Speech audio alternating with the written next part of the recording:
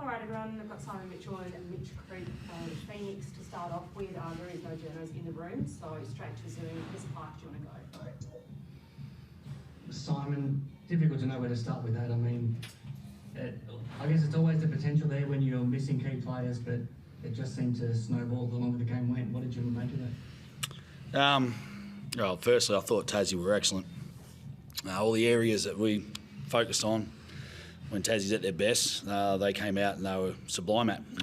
Their effort on the offensive boards was insane. You know, like we really let ourselves down there, and in the continuation of the game, you know, we got worse at that, protecting our defensive boards.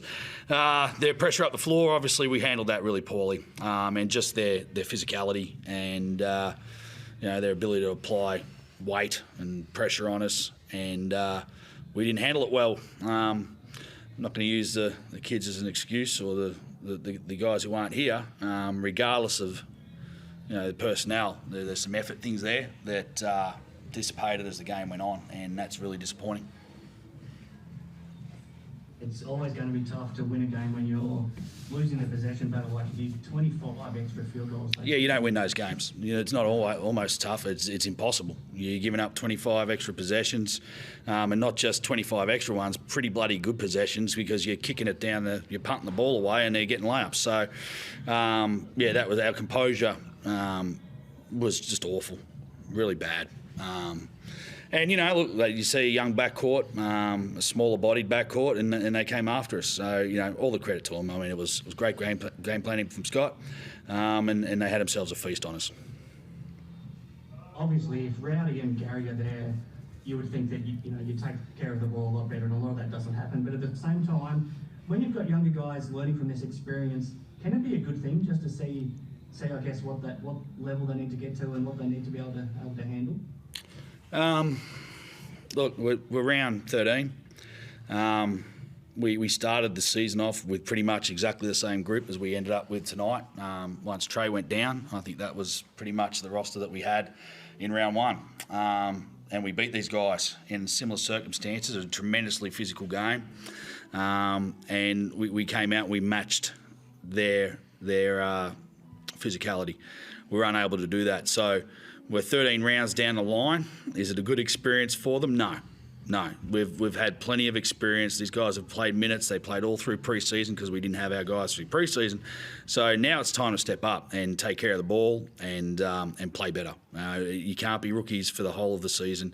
We're dependent upon some guys who've limited experience, but we need them to fill the breach. But just as importantly, the guys who have experience and are on the floor need to be much better than they were tonight. The last thing you needed was another injury. What do you know about Trey's knee at this point? I don't know anything. It can't be too bad, though. There was no call on the play, so he'll be okay. Do you have any idea if there's a chance he'll be back for Wednesday night? I have no idea what's wrong with him. Yeah, I'm not being facetious. I actually have no idea what's wrong with him. All I know is that he hurt his knee. It was a contact issue. And that's all I know at this stage. All I know is that he wasn't going to be back tonight, so I can't tell you what's going to be. Usually with these sorts of things, they wait for the swelling to go down, they'll assess it, do some strength tests, see where he's at. All I know at this stage is that he was no good to play the remainder of today's game. Is there a chance Rowdy comes back for the Kings game?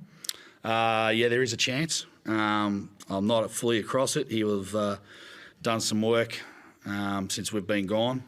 He was looking pretty good beforehand, and it's more about his recovery after those training sessions. He didn't get through a full one before we left, but he got probably about 75% through, and he was a little bit sore the next day. So I really not across where he's going to be at for this Wednesday. It's going to be right at the. He'll be in the gym. He'll be there with us, but I don't know if he's going to be ready to play. Craigie, what did you make of things out there this afternoon?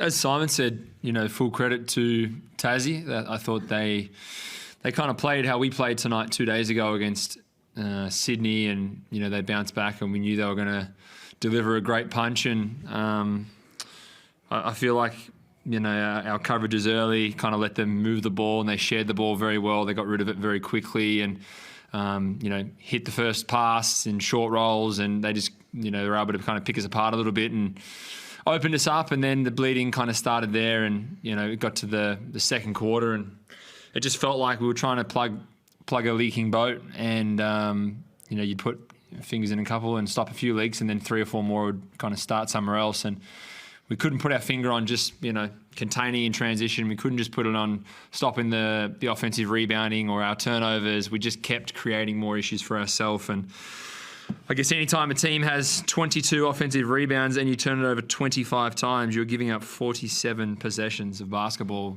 If you win that game, you may as well go and buy a Keno ticket and go and buy a new house the next day when you win, because if you win that game, you're pretty lucky. We didn't deserve that game.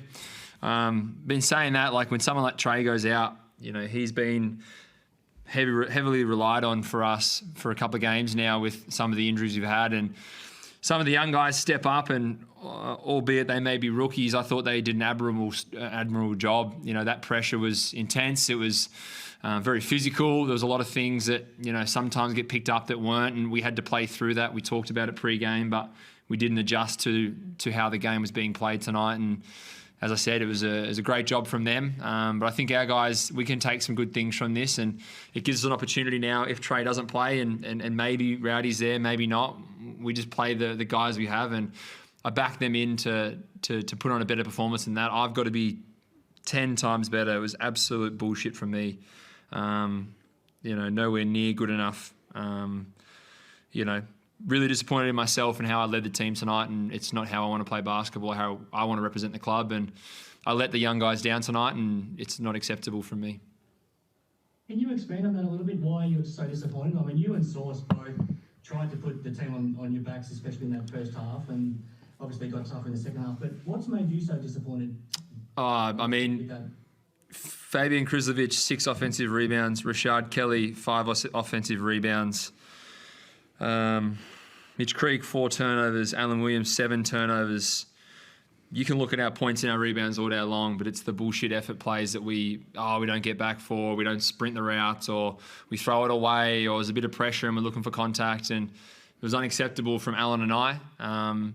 Albeit, we can try and put them on our backs, but that's not team basketball. Team basketball is sharing the ball, playing the right way, running your routes, doing all the little things well, and we didn't do the little things well and probably expected other people to do them for us so we could get some of the easier ones or some of the better looks. And I'm not saying it's a conscious thing that happens. Sometimes it's the flow of the game, and you feel like, you compound issues sometimes because it doesn't really go your way. And I think we negatively hurt ourselves and the rest of the guys around us by some of the actions that Alan and I put forward. And I know we'll be hard on each other. We've already talked post-game, walking off. We've already talked in the change rooms. We've already addressed it with each other in the ice bath. And, we're going to be better. And that's the good thing, is basketball's a great game because we have 72 hours, we get to play again. And this one will be put to bed, and we'll come out and we'll put up a much better effort, and we'll do all the little things how we need to do it as Phoenix members, and, not serve up that dog's breakfast that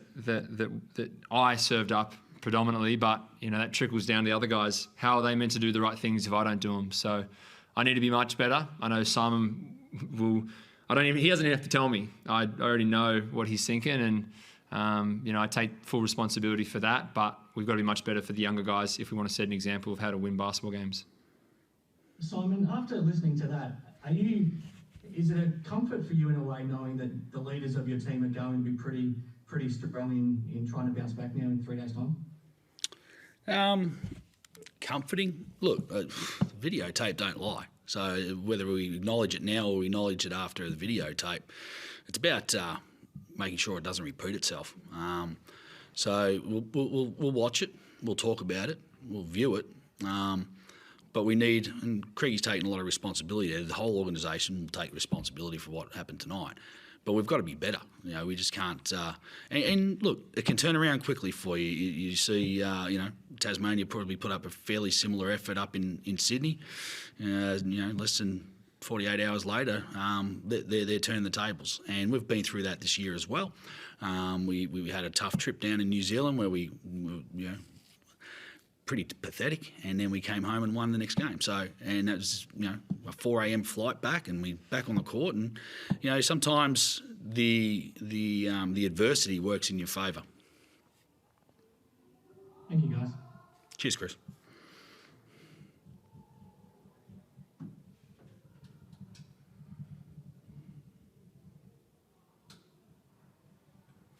Reckon done. Reckon? Done. Confirm? Okay. Done? Cool. Thanks.